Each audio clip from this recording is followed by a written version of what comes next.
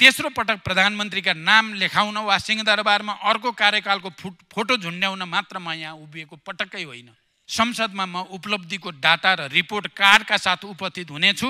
सरकारी पदाधिकारीहरूले परराष्ट्र मन्त्रालयको जानकारी बिनै विदेशी कूटनीतिज्ञहरूलाई भेट्ने काम अब हुन दिइने छैन। जो देशका हरेक नागरिकलाई लागोस्, सरकार मेरो अभिभावक हो, सरकार मेरो पक्षमा छ, सरकार मेरो लागि केही गरिरहेको छ, यो जनतालाई लाग्नै पर्दछ। त्यसरी नै काम गर्ने प्रतिबद्धता पनि म व्यक्त गर्न चाहन्छु। जिम्मेवारी लिने तर लक्ष्य अनुसार राजस्व असुली र विकासका काम गर्न नसक्ने पदाधिकारीलाई कार्य सम्पादन मूल्याङ्कनसँग जोडिनेछ। 50 लाख भन्दा बढी नेपाली अहिले पनि बहुआयामिक गरिबीमा हुने थिएनन्। हाम्रा विश्वविद्यालयहरू क्यालेन्डरसम्म बनाउन नसक्ने गरी भद्रगोल हुने थिएनन्। हिजो क्रान्ति सुरु गर्दा जुन आवेग मसँग थियो, बीचमा केही अल्मलिए जस्तो देखिए पनि आज त्यही आवेग र अठोटका साथ म यो रोस्टममा उभिएको छु। सरकारमा म त्यही आवेग जगाएर आफू देश र यो संसदलाई पनि प्रमाणित गर्न चाहन्छु। सम्भव छैन, सकिँदैन, केही हुँदैन भन्ने निराशा र नकारात्मक भावलाई अब यो सरकारमा कुनै ठाउँ हुने छैन। सरकारी अस्पतालमा सामान्य शल्यक्रिया गराउन पनि 3-4 महिना किन कुर्नुपर्ने गरेको हो? अस्पतालका प्रयोगशाला र परीक्षण उपकरण किन महिनौसम्म बन्दैनन्? अनुदानका सामग्री स्टोरमा किन थन्किने गरेका छन्? मैले सचिवज्यूहरूलाई भनिसकेको छु, व्यक्त गर्दछु।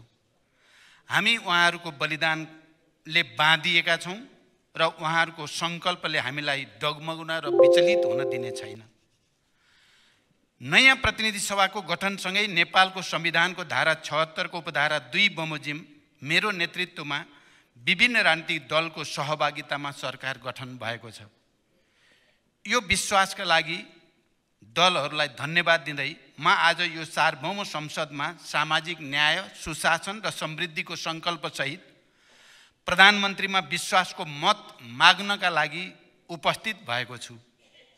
सभामुख महोदय, प्रधानमन्त्रीका रूपमा म निषेध, अपमान र प्रतिशोध होइन, सहमति, सहकार्य र आपसी विश्वासको राजनीतिलाई अगाडि बढाउन प्रतिबद्ध छु। यो देशमा जति पनि सार्थक परिवर्तन भएका छन्, वामपन्थी र लोकतान्त्रिक शक्ति मिलेर भएका छन्।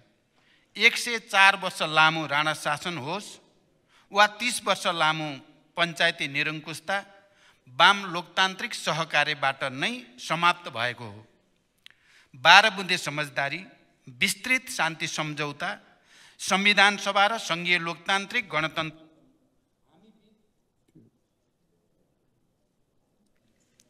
हामी बीच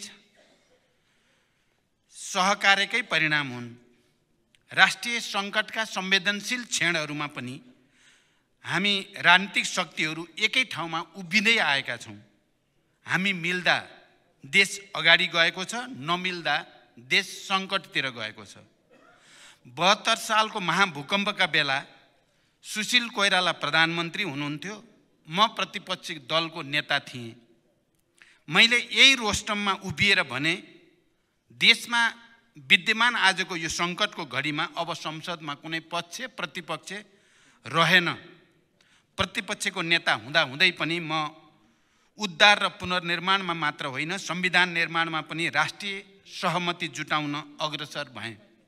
मलाई गर्व छ, त्यसले राष्ट्रलाई सुखद परिणाम पनि दियो। देश अहिले पनि कुनै न कुनै रूपमा सङ्कटमै छ। साना सङ्कटहरूको समयमै समाधान नखोजे तिनले ठुलो सङ्कट जन्माउँछन्। आर्थिक सूचकाङ्कहरू सकारात्मक छैनन्। प्रधानमन्त्रीका रूपमा मेरो एउटा जिम्मेवारी हुनेछ, तर आजसम्म निरपेक्ष गरिमामा रहेका झन्डै 50 लाख नेपालीलाई त्यहाँबाट निकाल्न पनि हामी राजनीतिक शक्तिहरू बीच सहकार्य हुनै पर्दछ। लाखौँ युवालाई विदेशबाट फर्काएर स्वदेशमै आत्मसम्मानको जीवन दिन पनि हामी बीच अर्थपूर्ण सहकार्य आवश्यक छ। अब पहुँच होइन, विधिको शासन सुरु गर्नुपर्दछ। देशको कायापलट गर्ने हो भने लगभग 60 खरब विकास खर्च जुटाउनु छ। त्यसका लागि पनि हामी बीच विश्वासपूर्ण सहकार्य अनिवार्य छ। राष्ट्रियता, राष्ट्रिय सुरक्षा, परराष्ट्र सम्बन्ध, प्रमुख आर्थिक विषय एवं रणनीतिक पूर्वाधार लगायतका राष्ट्रका आधारभूत विषयहरूमा म राष्ट्रिय सहमतिको विकल्प देख्दिन। विस्तृत शान्ति सम्झौताको एउटा हस्ताक्षरकर्ता गिरिजाप्रसाद कोइराला आज हामी बीच हुनुहुन्न, तर शान्ति प्रक्रियाका केही काम अझै पनि बाँकी छन्। ती कामलाई तार्किक निष्कर्षमा पुर्याउन पनि मैले सहमति अनिवार्य देखेको छु। इतिहासका सबै उतार चढावहरूको स्मरण गर्दै देशमा सुशासन, समृद्धि र तीव्र आर्थिक क्रान्तिका लागि यसपटक सिङ्गो देश एक ठाउँमा उभिन र पुरै विश्वलाई नेपालको रूपान्तरणको सन्देश दिन म विशेष अपिल गर्न चाहन्छु। सभामुख महोदय, म यसपटक ठुलो आत्मस्वीकारोक्ति र आत्मसमीक्षा सहित यो रोस्टममा उभिएको छु। म यसअघि 9 महिना 2 पटक प्रधानमन्त्री भएँ। आज यो स्वीकार गर्न मलाई कुनै सङ्कोच छैन। पहिलो पटक प्रधानमन्त्री हुँदा मसँग न अनुभव थियो न टिम। विभाजित मनोदशा र पार्टीभित्रकै सङ्घर्षमा म बढी रुमल्लिएँ। सिक्दै भित्र र बाहिरका घेराबन्दीसँग जुझ्दै एउटा अप्रिय अवस्थामा मैले प्रधानमन्त्रीबाट राजीनामा दिन पर्ने अवस्था आयो। तैपनि मैले त्यसबेला सुरु गरेका मध्य पहाडी लोकमार्ग, उत्तर दक्षिण कोरिडोर, गरिब किसानको ऋण मिना र विद्युतीकरणमा तीव्रता दिने प्रयासले राष्ट्रिय जीवनमा आज पनि प्रभाव पारेकै छ भन्ने मलाई सोच्दा, स्मरण गर्दा मलाई विशेष सन्तोषको अनुभूति हुन्छ। मेरो दोस्रो कार्यकाल वैदेशिक सम्बन्धमा ठुलो उतार चढाव आएको बेला सुरु भयो। मधेस आन्दोलनमै थियो। संविधानको सफल कार्यान्वयनमा धेरै विश्वास जागिसकेको थिएन। संविधान संशोधनको प्रयासबाट मैले मधेसलाई विश्वासमा लिने कोसिस गरेँ। स्थानीय निकायको निर्वाचन गरेर संविधान कार्यान्वयनको विश्वासपूर्ण सुरुवात गर्ने अवसर मैले प्राप्त गरेँ। मूल्य वृद्धि नियन्त्रणमा राखेर आर्थिक वृद्धि दर 7% कट्यो र एउटा आर्थिक मानक बन्यो। लोड सेडिङ अन्त्य भयो। त्यसअघि कहिल्यै पालना नहुने राजनैतिक सहमतिको मैले अक्षरशः पालन गरेँ र अत्यन्त इमानदारीका साथ सत्ता हस्तान्तरण गरेँ। मलाई लाग्छ मेरो त्यो छोटो कार्यकाल सफल कार्यकालका रूपमा इतिहासमा दर्ज भइसकेको छ। आज परिस्थितिवश तेस्रो पटक प्रधानमन्त्रीका रूपमा विश्वासको मतका लागि अनुरोध गर्न म यो सम्मानित संसदको रोस्टममा उभिएको छु। मैले भनि नै हालेँ, म यसपटक फरक संकल्पका साथ संसद सामु उभिएको छु। विश्वासको मत पाएँ भने म प्रधानमन्त्रीको यो कार्यकाल इमानदार स्वीकारोक्तिका साथ सुरु गर्न चाहन्छु कि हामी राजनीतिक कर्मी कहीँ न कहीँ चुकेका छौँ। इमानदार स्वीकारोक्तिका साथ सुरु गर्न चाहन्छु कि हामी राजनीतिक कर्मी कहीँ न कहीँ चुकेका छौँ। त्यसो हुन्न थियो भने हाम्रा लाखौँ युवा विदेशी भूमिमा पसिना बगाइरहेका हुने थिएनन्। आफ्नै परिवारसँग आफ्नै देशमा रमाइरहेका हुने थिए। 50 लाखभन्दा बढी नेपाली अहिले पनि बहुआयामिक गरिबीमा हुने थिएनन्। हाम्रा विश्वविद्यालयहरू क्यालेन्डरसम्म बनाउन नसक्ने गरी भद्रगोल हुने थिएनन्। शिक्षा र स्वास्थ्य क्षेत्र राज्यको नियन्त्रणबाट लगभग बाहिर जाने अवस्था आउने थिएन। विकास आयोजनाहरू यस्तो लथालिङ्ग अवस्थामा हुने थिएनन्। खेलाडीहरू अरू सुविधा त परै रहोस्, डाइटसम्म दिन नसक्ने खेलाडीहरूलाई अरू सुविधा त परै जाओस्, डाइटसम्म दिन नसक्ने अवस्था हुने थिएन। जनताको हामीप्रति एक ढङ्गको असन्तोष छ भन्ने तथ्य लुकाएर होइन, जनताको हामीप्रति एक ढङ्गको असन्तोष छ भन्ने तथ्य लुकाएर होइन, त्यसलाई स्वीकार गरेर त्यो अवस्था बदल्ने गरी कार्यकाल सुरु गर्न म यो संसदको विश्वास चाहन्छु। सभामुख महोदय, सरकारलाई समर्थन गरेका दलहरूबीच न्यूनतम साझा कार्यक्रममा एउटा सहमति बनिसकेको छ र त्यो सरकार सञ्चालनको एउटा आधार बन्दैछ। सबै विवरण बुझिलो होला, त्यसैले संक्षेपमा मेरा केही प्राथमिकता संसदमा राख्ने अनुमति चाहन्छु। सबै नागरिकलाई 6 महिनाभित्रै नागरिकताको सुनिश्चितता, 1 वर्षभित्रै राष्ट्रिय परिचय पत्र वितरण अनि सुशासन, प्रभावकारी सेवा प्रवाह र समृद्धिका लागि नीतिगत र संरचनागत सुधार सरकारको अठोट हो। न्यायपालिकाको शुद्धिकरण र सुधार अनि भ्रष्टाचार नियन्त्रण मेरो प्रतिबद्धता छ। नागरिक प्रशासन र सुरक्षा निकायलाई सक्षम, व्यावसायिक र जनताप्रति उत्तरदायी बनाउन विज्ञ सम्मिलित उच्चस्तरीय कार्यदल गठन अनि सेवा प्रवाहको गुणस्तर र प्रभावकारिता बढाउन संसदको पहिलो अधिवेशनबाटै कम्तीमा 1 दर्जन नयाँ ऐन तर्जुमा या विद्यमान ऐनमा समानुकूल परिमार्जनको सङ्कल्प पनि म यहाँ दोहोर्याउन चाहन्छु। भ्रष्टाचार विरुद्ध शून्य सहनशीलता, सरल र सहज सार्वजनिक सेवाको प्रत्याभूति, सरकारी सेवामा टाइम कार्ड र अनलाइन प्रणाली पनि सरकारका प्राथमिकता हुनेछन्। यो सम्मानित संसदलाई मैले प्रष्टै भन्नुपर्दछ, हामी आर्थिक अनुकूलतामा छैनौँ। यो वर्ष विश्व अर्थतन्त्रको 1/3 हिस्सा मन्दीको मारमा पर्ने प्रक्षेपण गरिएको छ। अमेरिका, युरोप र चीनकै अर्थव्यवस्थाको गति घटेको छ। मूल्य वृद्धि, युक्रेन युद्ध, कोभिड महामारी र बढ्दो ब्याज दरले विश्व अर्थव्यवस्थामा परेको दबावबाट हामी पनि प्रभावित छँदैछौँ। अर्कोतिर स्वदेशकै आर्थिक सूचकाङ्कहरू पनि उत्साहजनक छैनन्। राजस्व वार्षिक लक्ष्यको करिब 25% मात्र र अनुदान सहितको स्रोत करिब 27% मात्र सङ्कलन भएको छ। चालु खर्च करिब 33% र पुँजीगत खर्च जम्मा 11% मात्र रहेको छ। वैदेशिक अनुदानको वार्षिक लक्ष्य जम्मा 6% पुरा भएको छ। आयकर समेत लक्ष्य बमोजिम उठेको छैन। लक्ष्य अनुसार राजस्व नउठ्दा, पुँजीगत खर्चै नहुँदा र बेरोजु बढिरहँदा वित्तीय प्रशासनको पुरै चक्र समस्यामा छ। तैपनि म सबै खाले आमूल सुधारबाट आगामी 5 वर्षमा आर्थिक वृद्धि दर 2 अङ्कको नजिक पुर्याउने सङ्कल्प यो सम्मानित संसद सामु व्यक्त गर्दछु र यहाँहरू सबैको पूर्ण सहयोगको अपेक्षा पनि गर्दछु। आर्थिक पुनरुत्थानका प्याकेज कार्यक्रम मार्फत लगानी मैत्री वातावरणको निर्माण तथा पुँजीगत खर्चको अभिवृद्धि गर्दै आर्थिक गतिविधिको विस्तार र समष्टिगत आर्थिक स्थायित्व मेरो लक्ष्य हुनेछ। बैंकिङ प्रणालीमा विद्यमान तरलता सङ्कुचनको समस्यालाई सम्बोधन गर्न वित्तीय तथा मौद्रिक उपकरणहरूको उपयोग गरिनेछ। वैदेशिक मुद्रा सञ्चितिमा परेको चापलाई सम्बोधन गर्न तरलता र कर्जा प्रवाहको शिथिलतालाई सुधार गरिनेछ। आर्थिक पूर्वाधार विकासमा सरकारी लगानी बढाइनेछ। व्यावसायिक वातावरणमा सुधार ल्याउँदै लगानीका लागि पुँजीको सहज उपलब्धता हुने प्रबन्ध मिलाइनेछ। सहकारिताको माध्यमबाट बचतलाई प्रोत्साहन गर्दै स्वरोजगार प्रवर्धन एवं आय आर्जनका कार्यक्रम सञ्चालन गरिनेछ। सभामुख महोदय, म दोस्रो पटक प्रधानमन्त्री हुँदै गर्दा दैनिक 20 घण्टासम्म लोड सेडिङ थियो। औद्योगिक क्षेत्र मात्र होइन, जनजीवन नै अस्तव्यस्त थियो। त्यो स्थितिमा उज्यालो नेपाल अभियान घोषणा गरियो।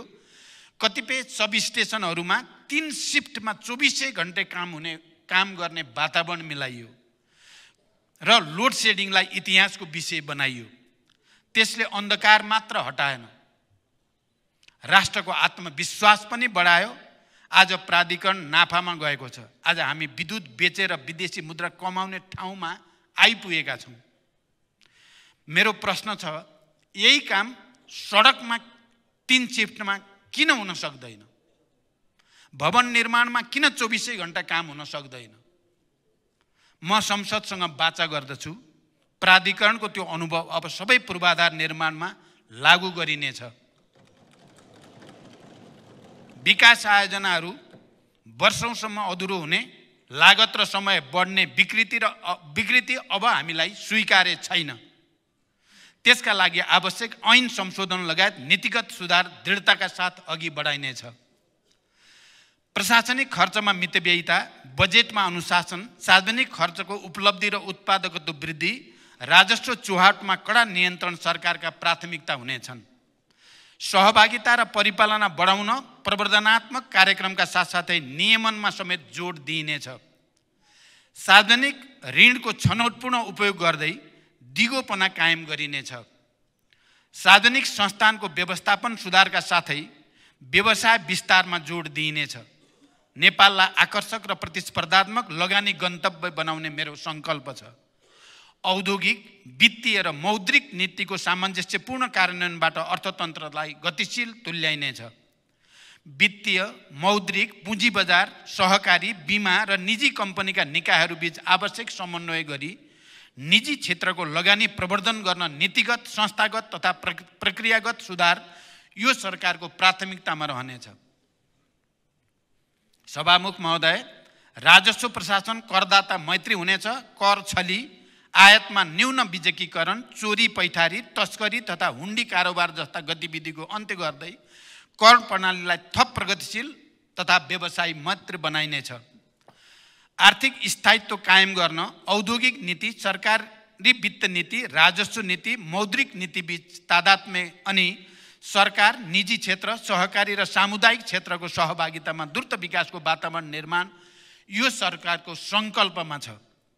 कानुनी, प्रक्रियागत, प्रणालीगत तथा संरचनागत सुधारबाट वैदेशिक लगानी आकर्षित गरिनेछ। विनिमय दर जोखिम व्यवस्थापन गर्न भरपर्दो हेजिङ सेवाको सुरुवात गर्ने नीति बनिसकेको छ र देशको सार्वभौम साख मूल्याङ्कन, सोभरेन क्रेडिट रेटिङ यथाशीघ्र अगाडि बढाइनेछ। वैदेशिक व्यापारमा आएको शिथिलतालाई सम्बोधन गर्न निर्यात वृद्धिमा जोड दिइनेछ। राष्ट्रिय पुँजीको विकास र आर्थिक आत्मनिर्भरताका लागि स्वदेशी उत्पादनमा जोड दिनु सरकारको प्राथमिकता हुनेछ। स्वदेशी कच्चा पदार्थमा आधारित र आयात प्रतिस्थापन गर्ने प्रकृतिका उपभोग्य वस्तुहरूको उत्पादनमा जोड दिइनेछ र रोजगारी सृजना हुने क्षेत्रमा राज्यको लगानी बढाइनेछ। कृषि, प्राकृतिक स्रोत, ज्ञान र उच्च प्रविधिमा आधारित उद्योगको विकासबाट औद्योगिक उत्पादन बढाई निकासी वृद्धि गरिनेछ। पुँजीको अभावमा उद्यमशीलता निरुत्साहित हुन दिइने छैन। व्यावसायिक र लगानी मैत्री वातावरण निर्माणका लागि नीतिगत र संरचनागत सुधार अनि गैर आवासीय नेपालीहरूले नेपालमा सहज तरिकाले लगानी गर्ने वातावरण निर्माण सरकारको प्राथमिकता हुनेछ।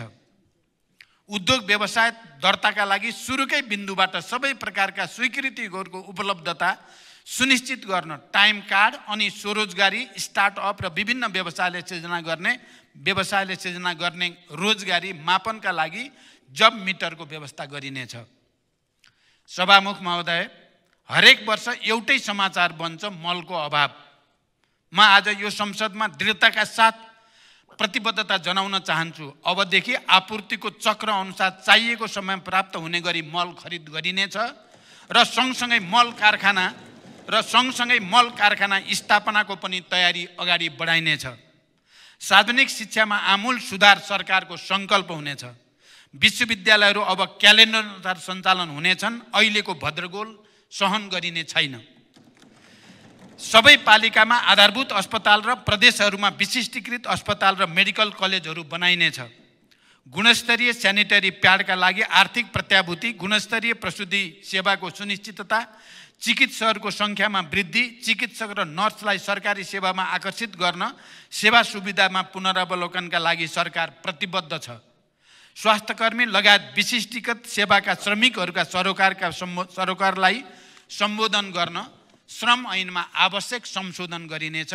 सबै क्षेत्रको स्वास्थ्य सेवाको गुणस्तर सुनिश्चितताका लागि अधिकार सम्पन्न प्राधिकरण बनाइनेछ। खाद्य, आवास र स्वच्छ खानेपानीलाई जनताको मौलिक हकको रूपमा स्थापित गरिनेछ। आगामी 3 वर्षमा सतह तथा भूमिगत सिँचाइबाट तराई मधेसको थप 3 लाख हेक्टर जमिनमा सिँचाइ पुर्याइनेछ। सिँचाइको बिजुली महसुलमा थप छुट दिइनेछ। विद्युत उत्पादन विस्तार र निर्यात मार्फत आर्थिक वृद्धि दर बढाइनेछ र इन्धनमाथिको परनिर्भरता घटाइनेछ। ग्राहस्थ उपभोगका निम्ति वर्षायाममा मासिक 50 युनिट र हिउँदयाममा मासिक 30 युनिट विद्युत निःशुल्क उपलब्ध गराइनेछ। 5 वर्षमा विद्युत उत्पादन क्षमता 6500 मेगावाट र प्रति व्यक्ति विद्युत खपत 700 किलोवाट घण्टा पुर्याउने लक्ष्य सरकारले लिनेछ। विद्युत महसुलको समायोजन गर्दै 1 वर्षभित्रै 100% नागरिकका बिजुली पुर्याइनेछ। ज्येष्ठ नागरिक, दलित, एकल महिला, अपाङ्गता भएका व्यक्ति, लोपोन्मुख जाति तथा लक्षित वर्ग र क्षेत्रका बालबालिका गरी 5 वर्षमा 60 लाखले सामाजिक सुरक्षा भत्ता पाउने व्यवस्था मिलाइनेछ। आर्थिक वृद्धिका आधारमा सबै प्रकारका भत्ता वृद्धि बढाइनेछ र 5 वर्षको अवधिमा न्यूनतम ज्याला मासिक रु 25,000 पुर्याइनेछ।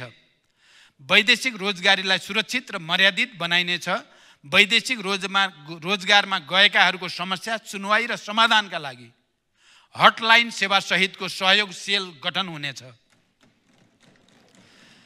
प्रशासनिक अकर्मण्यता, आपसी समन्वय अभावका कारण सिर्जना हुने कृत्रिम अभाव, कालोबजारी, व्यवसायी एकाधिकार लगायतका सुशासन विरोधी क्रियाकलाप नियन्त्रण गर्न, जनताको गुनासोलाई तत्काल सम्बोधन गर्न र नियमित संयुक्त अनुगमनका लागि सम्बन्धित निकायका प्रतिनिधि रहेको प्रधानमन्त्री निगरानी कार्यक्रम सञ्चालन गरिनेछ। लोक कल्याणकारी कार्यक्रमहरू सीमान्त जनतासम्म पुग्ने ग्यारेन्टी गरिनेछ। सभामुख महोदय, स्वेच्छा वा रहरले कोही गरिब र भूमिहीन हुँदैनन्। मान्छे गरिब हुन्छ अवसरमा पहुँच नभएर, आधारभूत सुविधा नपाएर। एउटै नेपाली पनि छतविहीन नहोस्, मेरो इमान्दार प्रयास रहनेछ।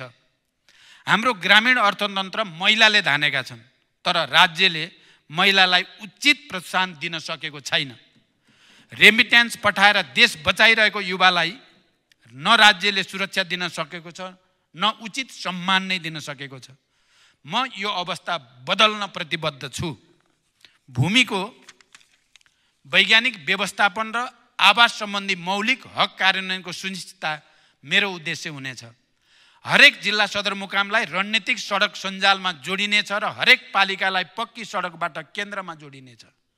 निर्माणाधीन राष्ट्रिय राजमार्ग र रणनीतिक सडकहरू 5 वर्षभित्रै सम्पन्न गरिनेछन्। यातायात व्यवस्थापन प्राधिकरण गठन हुनेछ। सडक दुर्घटनाका कारण र समाधान खोज्न उच्च स्तरीय कार्यदल बनाइनेछ।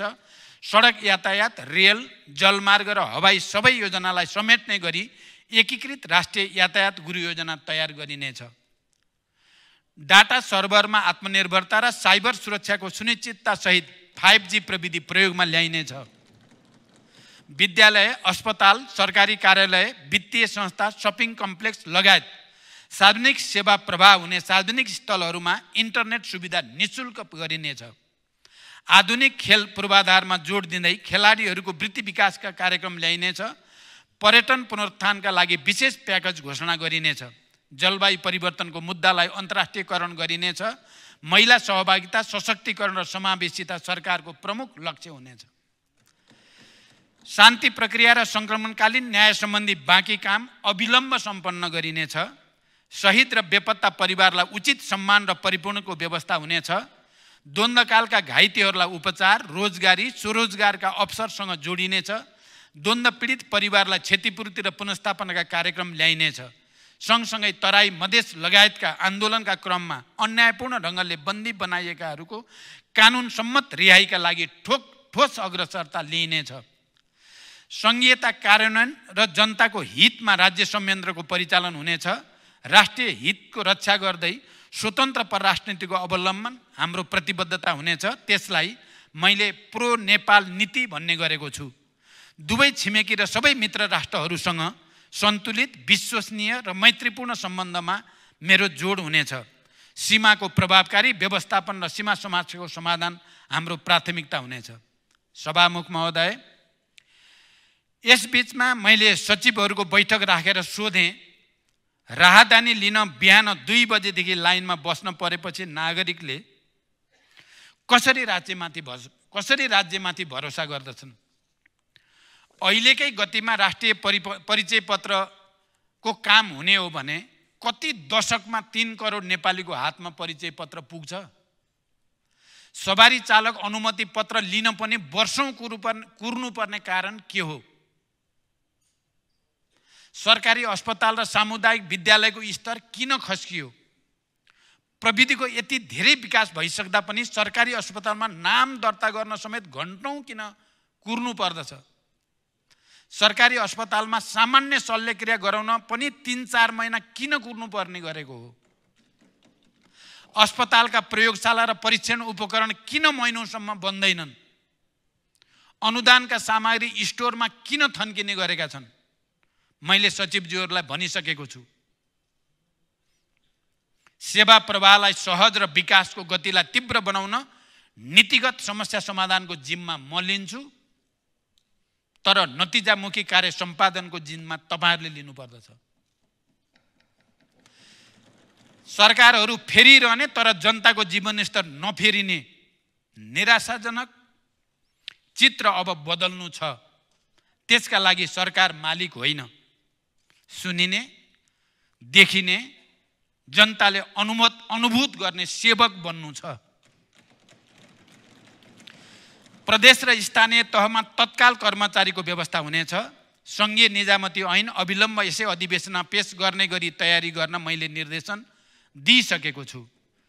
सार्वजनिक सेवा प्रवाहमा ढिलासुस्ती र शास्तिको अन्त्य गर्दै सार्वजनिक सेवा प्रवाहलाई चुस्त, नागरिक मैत्री बनाउन, सामाजिक न्याय सुनिश्चित गर्न तथा राज्यको सबै तह र संरचनामा सदाचार र जवाबदेहिता कायम गर्न सरकार प्रतिबद्ध हुनेछ। मन्त्री परिषदको पहिलो बैठकमै भ्रष्टाचार नियन्त्रणमा शून्य सहनशीलताको नीतिलाई परिणाममा देखिने गरी कार्यान्वयन गर्ने निर्णय हामीले लिइसकेका छौँ। रणनीतिक महत्त्वका विकास आयोजनाहरूको कार्यान्वयन गर्न जग्गा प्राप्ति, वातावरणीय प्रभाव मूल्याङ्कन तथा ठेक्का व्यवस्थापनमा हुने ढिलाइ कम गरी निर्णय प्रक्रियामा शीघ्रता ल्याउन छुट्टै कानुनी व्यवस्था गरिनेछ। युटिलिटी कोरिडोर सम्बन्धी कानुनी व्यवस्था गरी पूर्वाधारमा साझेदारी गर्ने व्यवस्था मिलाइनेछ। पुँजीगत खर्च बढाउन आयोजना व्यवस्थापनलाई नतिजामुखी बनाउनुको साथै अन्तर्निकाय समन्वय प्रभावकारी गराइनेछ।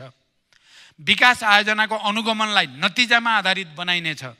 राष्ट्रिय महत्त्वका आयोजनाहरूको प्रधानमन्त्री तथा मन्त्री परिषदको कार्यालयमा रहेको एक्सन रुमको उपयोग समेत गर्दै म आफैले पनि नियमित अनुगमन गर्नेछु। सभामुख महोदय, कानुनका छिद्र देखाउने, काममा ढिलासुस्ती गर्ने, अनावश्यक झन्झट दिने काम यो सरकारलाई स्वीकार्य छैन। सार्वजनिक सेवा प्रवाहलाई सरल, सहज तथा प्रविधि मैत्री बनाई जनतालाई चुस्त र नागरिक मैत्री सरकारको अनुभूति दिलाउन राष्ट्र सेवकलाई जिम्मेवार र उत्तरदायी बनाइनेछ। राहदानी, राष्ट्रिय परिचय पत्र, सवारी चालक अनुमति पत्र वितरणमा हाल देखिएको समस्यालाई तत्काल समाधान गरिनेछ।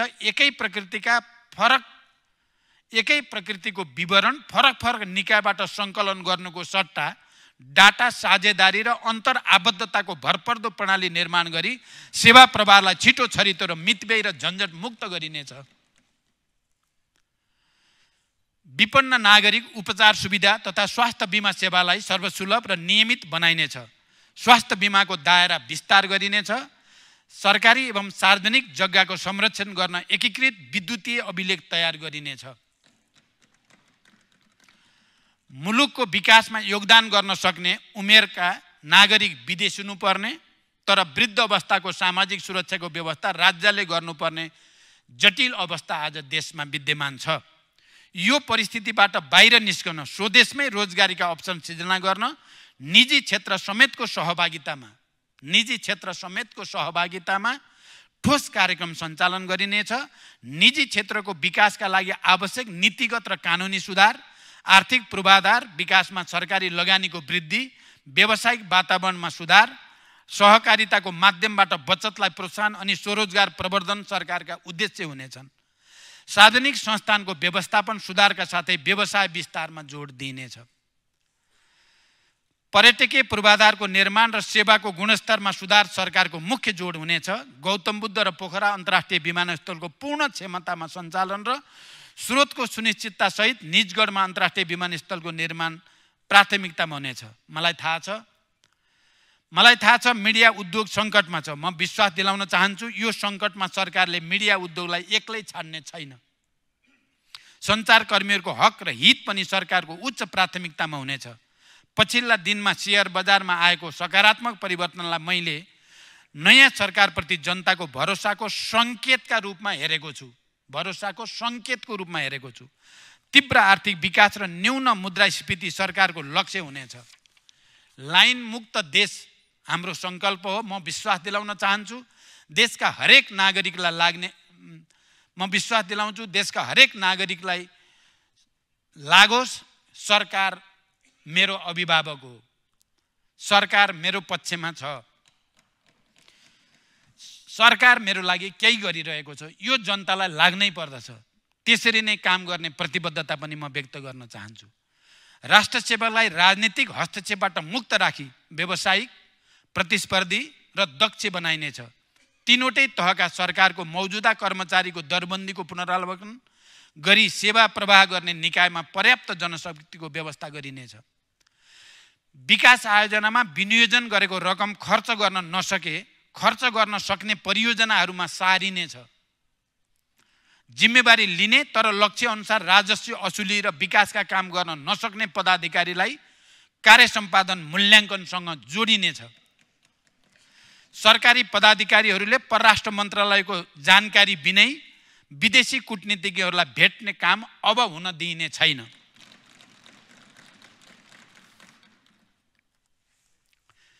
भ्रष्टाचार नियन्त्रण र निवारण सरकारको प्राथमिकता हुनेछ। मालपोत, लाइसेन्स, राहदानी जस्ता निकायहरूमा क्षतिपूर्ति सहितको नागरिक बडापत्र राखिनेछ। बुस्टर डोजको खोपको लागि भ्याक्सिनको तत्काल प्रबन्ध गर्न लागिसकिएको छ। शीतलहर र हिमपातबाट जनता जोगाउन आवश्यक प्रबन्ध गर्न सम्बन्धित तहमा निर्देशन गइ नै सकेको छ।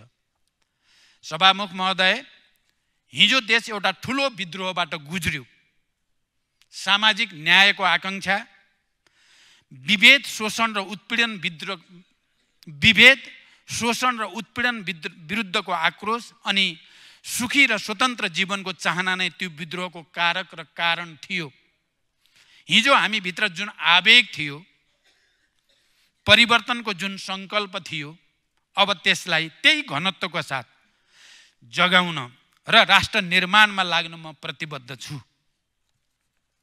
यो सम्मानित सदनलाई मेरो अनुरोध छ, सरकारमा म त्यही आवेग जगाएर आफू देश र यो संसदलाई पनि प्रमाणित गर्न चाहन्छु। सम्भव छैन, सकिँदैन, केही हुँदैन भन्ने निराशा र नकारात्मक भावलाई अब यो सरकारमा कुनै ठाउँ हुने छैन। म यो संसदसँग विश्वासको मत पनि नितान्त सकारात्मक र रचनात्मक हस्तक्षेपका लागि माग गरिरहेको छु। हामी सबै दल मिलेर व्यवस्था बदल्यौँ। अब हामी सबैको सहकार्यमा जनताको अवस्था बदल्न पनि म संसदबाट एउटा मौका चाहन्छु। मलाई कुनै दुविधा छैन, एउटा कप्तान केवल एउटा टिमका रूपमा सफल हुन्छ। मैले लिएका लक्ष्य सरकारका घटक मात्र होइन, सिङ्गो संसदलाई साथसाथै लैजान सके मात्र पुरा हुनेछन्।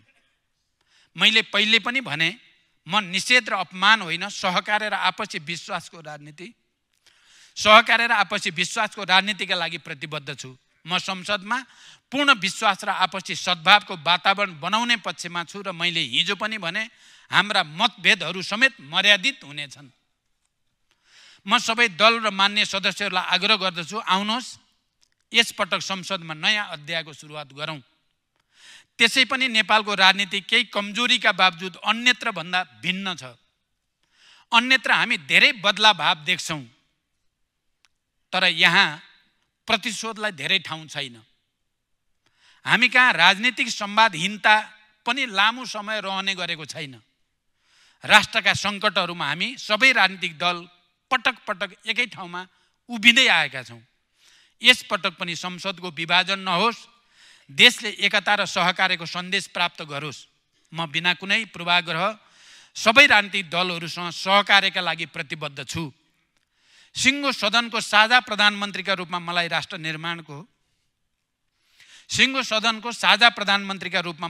निर्माणको नेतृत्व गर्ने एउटा मौका मिलोस् भन्ने मेरो चाहना छ। हामी सबैले आफ्नो ठाउँबाट जनतासँग विकासको प्रतिबद्धता गरेका छौँ।